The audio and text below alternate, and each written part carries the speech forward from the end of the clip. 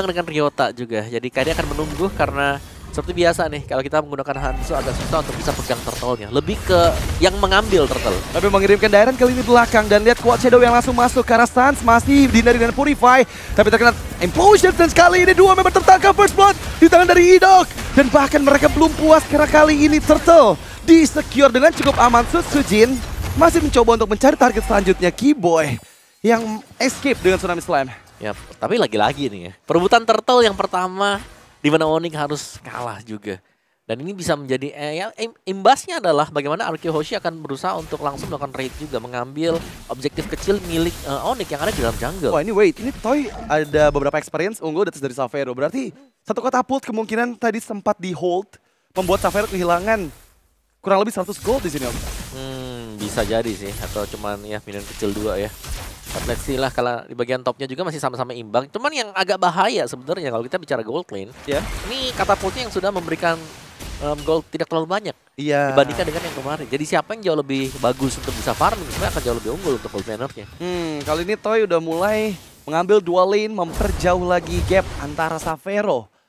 Dan ya lihat gimana RRQ masih coba bermain cukup agresif dengan penguasaan map yang ada di bagian bawah. Dorongan di atas pun terlihat karena Xavero dituju. Idok mempersiapkan second hammernya, tapi hanya untuk membantu fast clear saja. Alright, ini sama-sama tim Purify ya, banyak ya. Sans Purif, Xavero juga Purif. Dan yang di sebelah juga harus punya Purify, karena ya Tsunami Slam yang memang wajib untuk bisa dihindari Kairi. Wah, ini timing dari Kairi tepat banget sih, dan Retributions yang lebih on point dipegang oleh Sujin sepertinya. Belum berhasil dicuri, padahal timingnya tepat ya dari Kairi ya. Masuknya pas banget. Tuh, mengirimkan diversions, Kairi yang dituju. Dan untungnya Quad Shadow belum connect, tapi Rins tertinggal di dalam area Fat Right Strike. Mencoba untuk meng-cancelnya, tapi Rins diberikan cover dengan Idok yang muncul. Langsung memukul mundur Keyboy. Oke, masih bisa kabur tadi dan nyaris sebenarnya untuk Kairi ya. Namun masih bisa kabur juga tadi dengan Dark Mist yang dilakukan. Purple up, Turtle juga akan up sebentar lagi. Secara ini lebih imbang nih. Game pertama mungkin jauh, tapi di game kedua sekarang keduanya berimbang. Di goldnya juga sama-sama level 6 meskipun tertinggal untuk Xavero-nya. Di goldnya juga masih, di EXP-nya Ryota masih cukup bisa menahan lah Dairon-nya. Dan bahkan startnya sudah diberikan level, bukan ke Ryotanya. Yang lebih menjadi roamer. Oh, tapi kali ini ada Tsunami Slam yang langsung difokuskan dengan Fat Right Strike. Tapi Idok menahan semua damage-nya. Dairon tertinggal di bagian belakang, Ryota pun masuk. Sujin memantau sedikit demi sedikit di mana lini belakang dari Onyx ID. Dan mereka melakukan diversion, berpindah tempat, repositioning. Keyboy yang dituju, dan Keyboy sepertinya bisa untuk dipanis. Masih terlalu tanky sepertinya dan malah membuat Dairon ke lini belakang dari Kairi, dan Kairi berhasil mengeksekusinya. Rins di sisi lain juga gak bisa diselamatkan. Tidal Strike yang sangat menyakitkan membuat dua member dari Anarchy OC menghilang. Tapi Sujin belum cukup puas. Ada Implosion yang dibuka, dan kali ini Retribution yang lebih on point di tangan dari Sujin. Meskipun Idok menghilang dan Sujin pun gak bisa selamat. 4 player down dari Anarchy. Yap, dan bukan hanya player yang down ya. Turtle memang bisa dapatkan dengan Archie Hoshi, tapi purple buff-nya diambil sekarang. Akan lebih menghambat untuk Sujin. Sedangkan dari Onyx-nya mereka sudah mulai bisa untuk melakukan teamfight tarik ulur ya. Mereka bisa sustain selama itu. Itu karena ada efek heal juga diberikan Kalea tadi. Iya, itu yang ngebuat sustain banget ya. Yap, dari Ryota yang ngebawa Revitalize. Betul. Dan juga heal yang diciptakan dari Kalea. Dari Keyboy. Iya, itu yang dari tadi ngebuat siapapun member dari Onyx yang kena poke dari RRQ bisa nge-regen HP-nya kembali. Dan kali ini menjadi keuntungan untuk Onyx, meskipun lagi-lagi masih perfect objektif untuk RRQ Hoshi. Dan mereka masih belum ada gangguan juga ke arah Xavero. Berbeda dengan game sebelumnya yang Xavero itu jadi target utama ya oleh teman-teman dari RRQ Hoshi. Yep. Dan memang sih kalau sekarang itu lebih ke EXP ya. Tapi EXP pun sudah mulai berubah fungsi juga gitu loh. Kayak masuk ke menit yang kelima, EXP akan jadi second tank atau second roamer. Dimana lebih ngebadarin saja yang lain. Keyboy bersama dengan Xavero hanya bisa melihat bagaimana tarotnya akan diambil oleh Toy atau dengan katapult. Ya, situ dia. Archie Hoshi berhasil untuk mendapatkan outer top turret milik dari Onyx. Tapi goldnya masih dipegangkan Onyx ya. Jadi masih sangat seru banget. Apalagi di bagian bawah nih. Masih dipanjangin lane-nya dengan Sujin. Jadi masih ada 30 detik sebelum Turtle akan kembali spawn. Belum ada gebrakan lagi yang dilakukan oleh kedua tim ini. Iya, tapi Anarchy kehilangan mid outer turret, Om. Di waktu mereka memberikan pressure di atas. Jadi setengahnya sama-sama juga Onyx mendapatkan keuntungan yang sekarang malah bisa dibilang jauh lebih untung. Karena dua buff dari Sutsujin sudah mulai terekspos dan harus hati-hati banget sih nantinya. Ya, tapi sebenarnya tugas dari RRQ juga adalah mendapatkan objektif ya. Mereka punya Logi, mereka bisa maksimalin Tsunami Slam. Wow, kali ini combo wombo karena Dairon dan di all-in begitu saja. Federasi masih gagal. First crack dibuka, tapi Soul Snatch yang sangat menyakitkan dari Kairi men-take down Dairon untuk kedua kalinya kali ini. Alright, diversion ke purple buff di... Sudah terekspos, tapi Implosion Flicker! Kairi down! Dan itu dia yang menjadi target utama dari RRQ Hoshi. Ryota membuka Glorious Pathway, menutup jalan pulang dari RRQ Hoshi. Di waktu yang bersamaan, Sutsujin pun berhasil mendapatkan turtle yang ketiga. Dua perfect turtle untuk RRQ Hoshi. Sebuah diversion yang sangat manis tadi, yang berhasil diciptakan oleh RRQ Hoshi. Itu miss timing, meskipun Kairi tahu. Mungkin ada orang di sana, tapi yang tidak disangka adalah Idok yang tiba-tiba flicker. Dan bahkan dia di dalam turret tadi. Dan wow, itu benar-benar langsung hilang di tempat dengan semua kombinasi yang dilakukan. Ya udah gak bisa sih 4 lawan 1 ya. Iya, kondisinya juga backup-nya nggak ada ya. Karena tadi makro dari player Onyx mungkin nggak mengarah ke arah purple buff-nya. Yep. Dan mereka tahu sih, RRQ Hoshi tadi tahu kayak pasti sembunyi dekat dengan sana. Karena ada turtle yang spawn kan di area top juga. Purple buff masih ada sekarang, masih ada Dark Mist sebenarnya kalau mau memperbanyak stack dan tinggal diambil. Itu dia. Lagi-lagi diversion. Didugakah sekarang posisi dari RRQ? Seharusnya nggak bakal diduga karena Kibo ceknya, tapi bukan tempat yang benar gitu loh. Justru Kibo itu sadar kayaknya bakal ada di situ, makanya dia memutari ke arah orange buff ya di bagian bawah. Dan kali ini kita lihat Xavero benar-benar free banget Om. Ini kondisi yang cukup kurang baik kah untuk RRQ dengan free-nya Xavero? Sebenarnya iya dan enggak sih. Karena mereka juga butuh mungkin semuanya ya buat bisa melakukan team fight-nya. Tapi ya Xavero adalah investasi utama untuk Onyx nanti bermain di late game. Ya. Dan terlihat memang masih dengan tempo permainan yang sangat-sangat rendah. Kedua tim gak mau adanya momen-momen mistakes yang mereka lakukan dengan terlalu overcommit. So ini masih bermain aman secara berkumpul. 4 player yang ada dari RRQ ada di bagian bawah.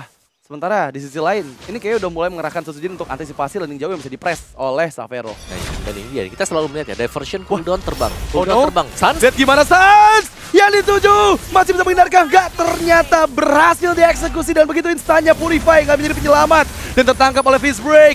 Dairon mengunci pergerakan dari Ryota. Kiboy, what are you doing? Seorang diri loncat ke dalam kematian. 3 member hilang dari Onyx. Wow, tadi Kiboy yang berusaha untuk melakukan follow up ternyata hanya terdiam di atas sana. Dia malah freestyle tadi di langit Om. Tidal Strike kayaknya nggak dipencet tadi, jadi nggak bisa turun, dia turun sendiri juga. Iya, agak sedikit miss timing kan tadi. Iya, tapi ya itu dia, RRQ Hoshi akan mendapatkan objektif Lord. Sesuatu yang cukup penting ya, dan ya kesalahan tadi yang tercipta dari Onyx membuat mereka harus merelakan 3 pemain mereka tumbang.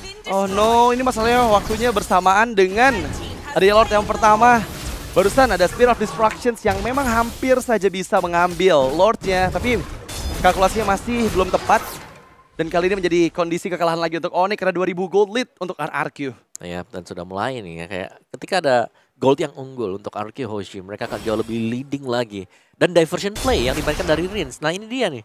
Itu tidak pernah putus sama sekali seperti kita lihat ya. Cooldown, oke kita jalan, cooldown kita jalan juga. Dan akhirnya meninggalkan efek-efek trauma juga buat Onyx. Dimana Onyx-nya lebih dipaksakan untuk melihat bagian bush. Dan ini dia, kalau kita lihat diversion masuk, Kairi-nya mungkin sadar dia harus kembali ke belakang, lihat ada Ryotanya. Tapi Kiboy, ini menurutku, dia lompat ke atas, tidak turun sama turunnya di sana. Jadi gak kepencet. Oh mungkin terkena efek duality tadi Om. Bisa agak sedikit efek sisi yang connect dan ngebuat jadi rugi. Tapi kali ini di dalam area high ground mereka Idok hampir saja tereksekusi, masih ada second timer untuk mundur. Dan ya, Lord berhasil menyentuh karena base bagian mid lane masih bisa dipertahankan dengan adanya Xavero dan juga Sans. Ini terlalu kuat mungkin untuk high ground. Di Lord pertama bisa ditembus dari Onyx. Yep. Karena Idok juga harus mundur ke belakang, berarti kita harusnya melihat Onyx yang bisa melakukan defense. Tapi ya lambat laun ya, Onyx mereka bisa menstabilkan kalau Xavero-nya jadi. Level 15 Xavero atau Xavero dengan full item Tech Speed Trinity dulu. Baru nanti mereka akan punya chance. Atau Sans yang punya 3 item juga. Holy Crystal. Terus juga Defend Glaive. Ya, Damage Magic. Tapi sekarang sementara waktu RRQ Hoshi mereka sangat unggul karena didorong bahkan. Oh my god, Spectral Hammer memang connect. Tapi lihat gimana follow up yang begitu cepat dari Riz. Berhasil menghilang nyawa dari Ryota. Target kedua terlihat. Berhasil menghancurkan Hane kaki dari Kairi. Tapi kali ini tertangkap Tsunami Slam. Sutsujin masih bisa selamat. Idok mundur Second hammer di waktu yang tepat menjauh dari Masuk lagi. jangkauan. Onyx tapi shadow kill.